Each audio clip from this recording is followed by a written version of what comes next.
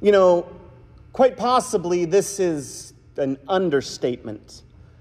But I think that from the very beginning, the very first line of the play, Romeo and Juliet sets itself up to be a confusing, incredibly sad tragedy. Two households, both alike in dignity, in fair Verona, where we lay our scene. From ancient grudge break to new mutiny, where civil blood makes civil hands unclean.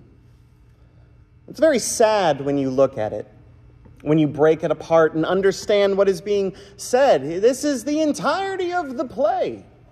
It's not going to have a happy ending. And the reason that it's not going to have a happy ending, as we know, is because two families, the Montagues and the Capulets, are prominent households.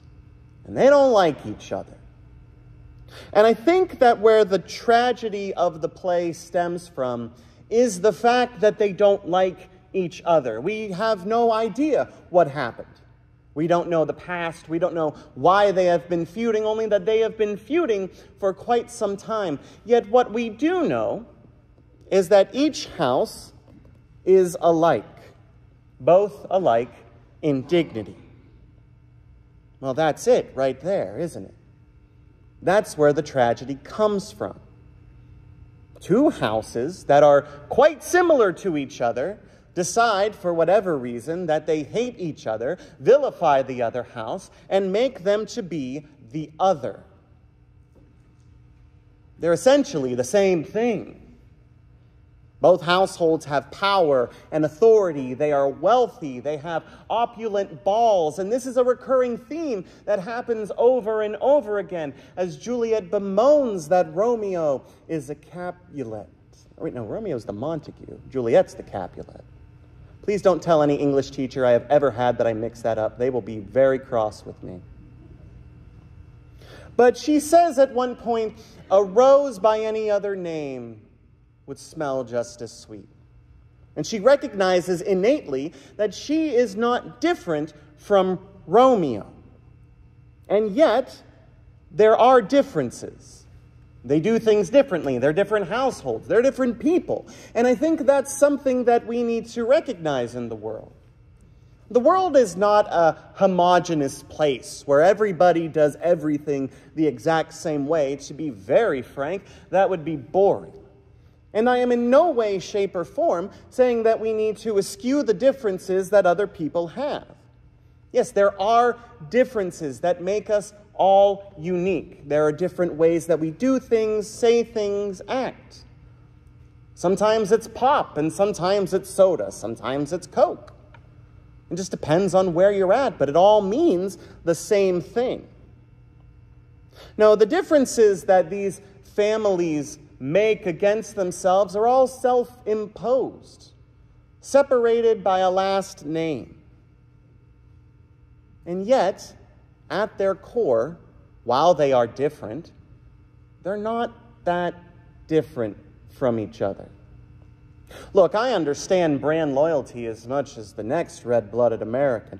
I like Coke. I like Coca-Cola. And I know that there are people that go to a restaurant and what happens? I'll have a Diet Coke. Is Pepsi okay? Okay, but it's not what I wanted. And yet, for some reason, some restaurants will serve Coke and some restaurants will say Pepsi. They're pretty similar. Do they taste different? Absolutely. There's no mistaking Coke from Pepsi if you have a sophisticated palate of like a sommelier or something.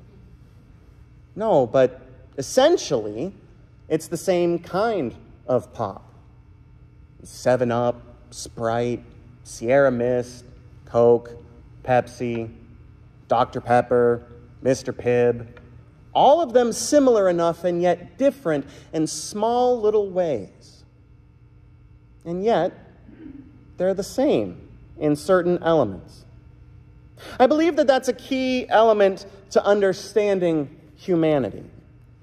After all, if we look at the world, all 7 billion of us on the planet, we have a lot more in common than we have different. There are differences. Yes, clearly, that's an obvious thing. The differences should be celebrated. But in recognizing our differences, we also have to recognize the things that bind us together, the shared experiences and trials and tribulations and even the joys that we have that make us one people. I believe that this is a key problem addressed in the reading from Luke this morning. At face value, everything seems really cut and dry when you look at it. Be humble like the tax collector. We get that. I think we understand that, and we know that that's a key element to what we as people need to do and how we as people need to live our lives.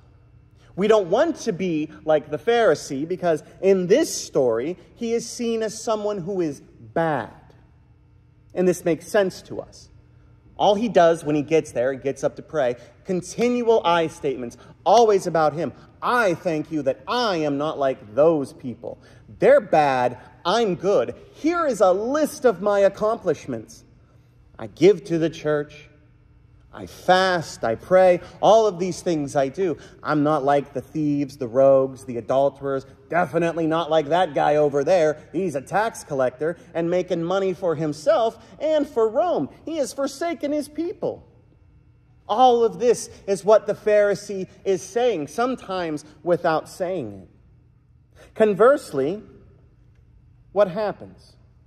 The tax collector can't even look to the direction that he believes God is in, just starts hitting himself in the chest over and over and says, God, have mercy on me, a sinner. Now, see, the Pharisee, he's doing something wrong here. He's just trying to make himself feel better, really. And he's using sin in order to create a hierarchy, to differentiate himself from other people. And he says, I'm not as bad as that person. I'm one of the good guys. See, it's one of those things that we don't often think or talk about. The point of the story is that we don't want to act like the Pharisee, because the Pharisee in the story is wrong. The tax collector knows he is a sinner and knows that he is in need of God's grace and forgiveness. That's why he is there. It's not a show for him. The Pharisee just wants to feel better about himself. And he does that by tearing down others, which, I'll be very frank here, is one of the worst things that you can do. It's just not nice. It's not kind. See, the Pharisee is ignorant of his own issues. He doesn't understand what he's doing or the things that he has done. He has created this dichotomy of this man is a sinner and I am not. What he is doing and what we do from time to time is using sin to make himself feel better. Oh, I'm not as bad as those people over there. My best friend is a recovering Steelers fan. I pray for him daily. Conversely, I'm a Browns fan. And I know morally that I'm often right. And we would always have this back and forth. In fact, we had a back and forth today. I'm not even playing. We had a back and forth with each other.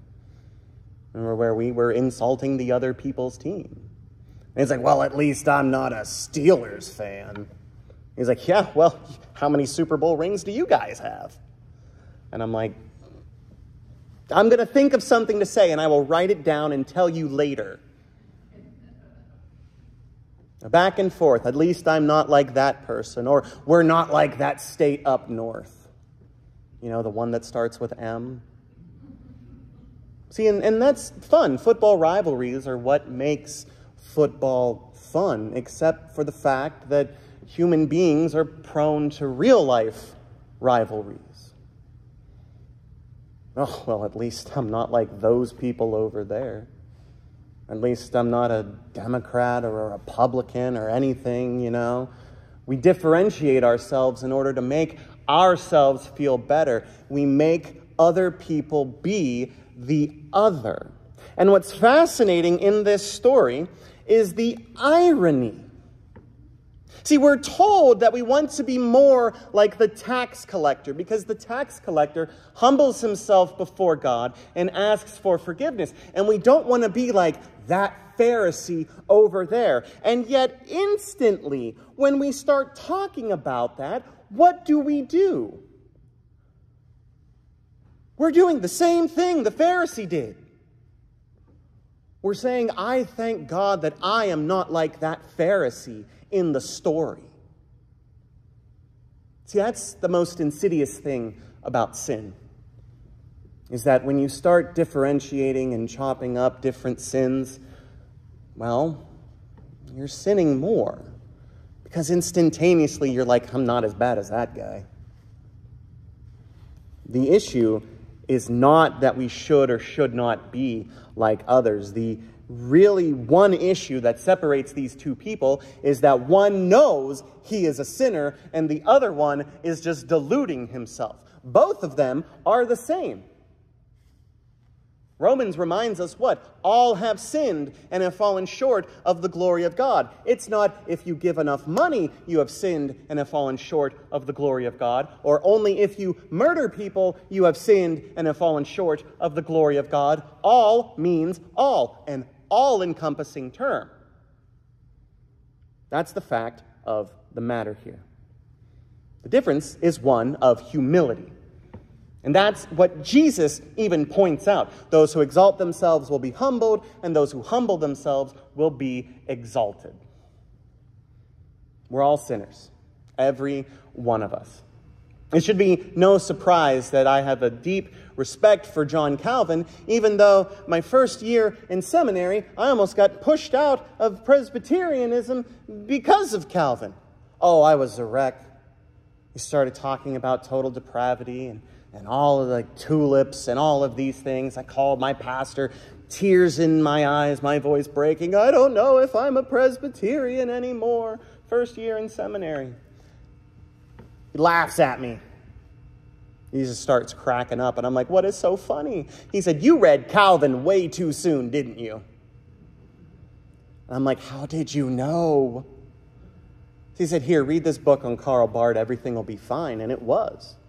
And as I continued and studied more, not only with Barth, but also with Calvin, I really understood the essence of total depravity. It's not meant to make us be torn down. It's meant to be a realistic look at the world. We're all sinners. Every single one of us. You can't escape it. Paul even tries to escape it in Romans 7, one of the most beautiful yet confusing passages in all of the Bible. I do not do that which I know that I should do, but I do that which I don't want to do. He says it's the law of sin in his mind rather than the law of God. He can't help but to sin. And to be frank, that's what we do. We just ignore the little ones. And we say, yeah, I stole grapes from the grocery store, which is stealing. I've never, cheated on my taxes. I've never hurt anybody on purpose. Well, I've never killed anybody. That's one of the big ones. And yet what's interesting is that when you look at Christ's explanation of the law, he says, look, even if you're angry at someone and you call them a fool, you've committed murder. Friends, we've all driven in traffic. How many of us have accidentally murdered somebody in traffic?